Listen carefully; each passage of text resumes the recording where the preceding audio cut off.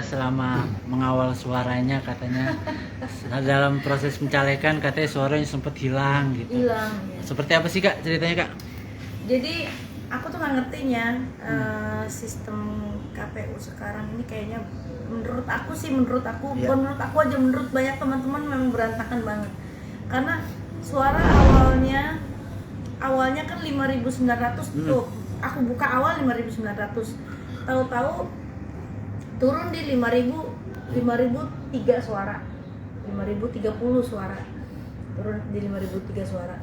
Terus udah gitu terus naik lagi tuh, naik di 8.000, turun lagi di 3.000, kok aneh, terus naik lagi di 5.000, turun lagi 2.000, jadi nggak jelas gitu loh, suara bukannya naik malah turun, kayak gitu loh, jadi aneh. Aku jadi akhirnya kesel sendiri, 7 kali turun soalnya suaranya. 7 kali? 7 kali turun, yang aku hitung 7 kali turun. Setelah 7 kali turun, aku tidak mau lagi melihat itu Si rekap? karena capek lah gitu. Ternyata ya nggak, entahlah permainan mereka seperti apa kayak gitu. Kanisa sendiri terjun langsung nggak sih ke PPK? Iya, Mak. Ya. Enggak, Untuk mengisi. enggak. Tim aku aja, tim aku. Tapi maksudnya kan dari si rekap kan turun terus, tapi dari data yang kakak hitung sendiri sama tim itu seperti apa Kak? Ya berbeda, makanya nanti dari DPW Jawa Tengah, DPP itu mau ada ada cross check ulang lagi semua data kayak gitu, karena emang nggak beres banget sih menurut aku. Terus selama nyalek gitu Kak, kalau boleh tahu perjuangannya seperti apa sih Kakak? Aduh, aku tuh ya perjuangannya aku 2018. Aku kan pertama terjun tuh di Tegal, Brebes Kabupaten Tegal, Dapil 9 Jawa Tengah tuh kan dari 2018 ya. Aku ingat banget 2018 bulan April aku sudah tinggal di Tegal. 2019 itu pemilihan dan aku waktu itu belum dapat karena memang kursinya emang berat sekali di sana, dan waktu itu di sana itu emang belum ada kursinya. Terus udah gitu waktu di sana pertama kali aku terjun, aku pakai kayak IO gitu loh, kayak konsultan IO gitu kan, pakai kayak IO, dan aku nggak puas nih. Ternyata apa aku mencoba lagi ya nanti ya 5 tahun ke depan aku mencoba lagi sistemnya, aku rubah, aku sistemnya pakai tim sendiri, bikin tim sendiri gitu loh. Nah setelah aku bikin tim sendiri, aku turun lagi di sana. Itu aku mulai lagi terjun untuk di dapil itu tahun 2021. Tahun 2021 aku pikir gini, mungkin dari tahun 2018 ke 2019 waktunya sempit aku untuk bisa mengenal masyarakat lebih dalam. Akhirnya aku terjun lagi di 2021 hingga 2024, kan 3 tahunan kan. Aku pikir 3 tahun mungkin cukup waktunya aku untuk bedah dapil, aku datengin, kunjungin dapil-dapil aku, dan aku lebih paham lagi untuk bisa mengenal lebih jauh sama masyarakat kayak gitu. Tapi aku heran kok caleg-caleg yang lain kok nggak ada yang turun gitu loh, nggak ada yang turun, kok cuma aku sendirian turun dari 2021. Ternyata permainan caleg-caleg yang udah paham, mereka tuh tidak akan pernah mau turun ke masyarakat, dan mereka cuma pembentukan tim, terus udah gitu setiap TPS mereka bayar 10 sampai 20 orang beli suara kayak gitu. Mereka sistemnya kayak gitu. Mereka kayak gitu. Aku nggak tahu, aku baru tahu setelah. Terus ngapain lagi yang turun capek-capekin badan, mendingan lu kerja, cari uang. Masyarakat sekarang mah udah deh maksudnya negatif begitu. Tapi kan aku kan aku kan positive thinking ya, positif. Aku bilang mungkin dengan pendekatan aku memang berbuat buat masyarakat. Aku pikir masyarakat akan bisa lebih menerima aku. Ternyata emang aku salah.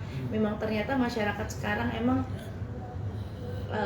tidak bisa dengan mudah merubah paradigma yang sudah terbentuk di masyarakat yang dapil aku ya, aku Yeah. nggak tahu dapil yang lain. Di dapil aku ternyata memang walaupun kita baik, aku ngebedah rumah orang, satu rumah aja berapa banyak uang yang aku keluarkan. Aku ngasih mereka butuh air, aku supply air bersih ke mereka. Itu gak dihitung sama mereka, nggak bakalan dihitung, tetap aja ujung-ujungnya wani piro, berapa amplopnya, mana amplopnya, mana laka amplopnya, Iya. udah dicoblos gitu. Jadi aku pikir percuma kalian tuh para caleg, percuma berbuat baik sama masyarakat kalau kalian tidak money politik di belakangnya, karena tetap aja ujung-ujungnya money politik. Karena aku pikir ya, aku bisa, teman aku kan ada yang mereka nggak money politik, ada waktu dulu Krishna Mukti nggak money politik dan menang. Jadi aku pikir Krishna Mukti aja bisa kok nggak money politik menang kayak gitu kan. Dan pendekatan sama masyarakat, aku pikir aku bisa seperti itu, tapi ternyata beda dapil, beda lagi pemikiran masyarakat, sumber daya manusianya itu berbeda juga gitu. Berarti ya maksudnya secara tidak langsung atau dugaannya kakak kalah sama money politik gitu ya? Saya kalah dengan money politik, dan ini aku jujur aja ya, aku bingung sama Bawaslu, katanya kan money politik dilarang ya. Tapi kok mereka dengan jelas kelihatan loh amplop sama itunya, ada itu calegnya, stiker calegnya, amplopnya itu bertebaran di mana-mana, kok aman-aman aja gitu loh. Nah aku juga heran sih kenapa bisa begitu gitu. Ternyata mereka juga tutup mata dengan hal-hal seperti itu. Kak, kalau boleh tahu selama kampanye itu dari 2021 sampai 2024 pemilihan gitu udah habis berapa sih Kak? Kurang lebih 5 miliar. 5 miliar serius? Tapi aku nggak seberapa karena aku kan nggak beli suara. Oh. Aku terjunnya dari jauh hari, dari 2021. Dan orang-orang terjun itu cuma di 3 bulan terakhir. Beda sama aku. Mereka terjun di 3 bulan terakhir, tapi mereka mengeluarkan uang 20 sampai dengan 30 miliar untuk membeli suara. Yang jadi, tapi kan kasihan. 8 kursi dari berapa puluh caleg kan dipilih cuma 8. Jadi kalaupun kita mengeluarkan, nah itu yang menjadi dilema kita, kalaupun kita mengeluarkan untuk membeli suara, tetap aja ujung-ujungnya kan yang dipilih juga hanya 8 orang itu kan, dari kontestan yang berpuluh-puluh orang ini gitu. Dari 5 miliar itu dari Uang sendiri Kak atau ada yang atau sampai jual barang? atau ada yang sponsorin Kak atau seperti apa Kak? Enggak, aku disupport sama partai APK ya, alat peraga Kampanye ya. alat peraga kampanye, terus ya alat-alat pokoknya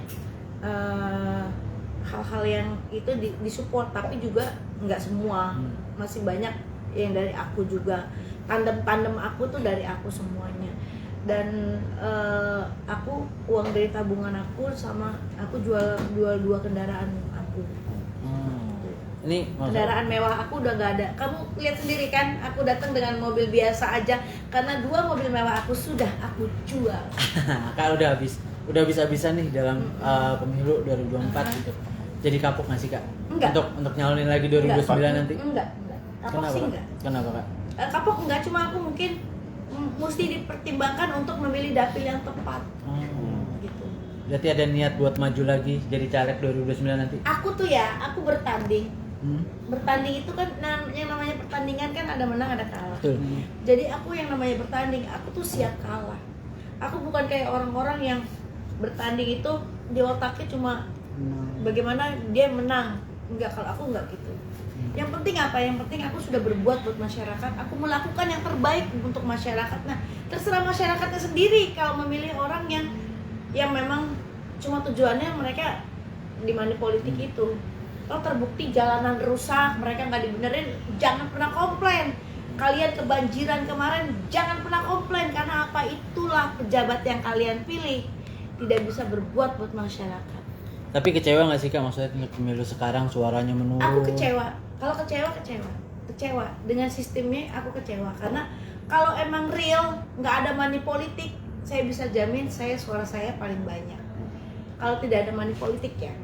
Cuma kan masyarakatnya ya itulah merubah sumber daya manusia dan paradigma itu yang agak-agak menurut aku butuh proses yang sangat panjang. Nah makanya kenapa aku tuh inginnya ya para pemuda saat ini itu lebih cerdas. Jadi para pemuda saat ini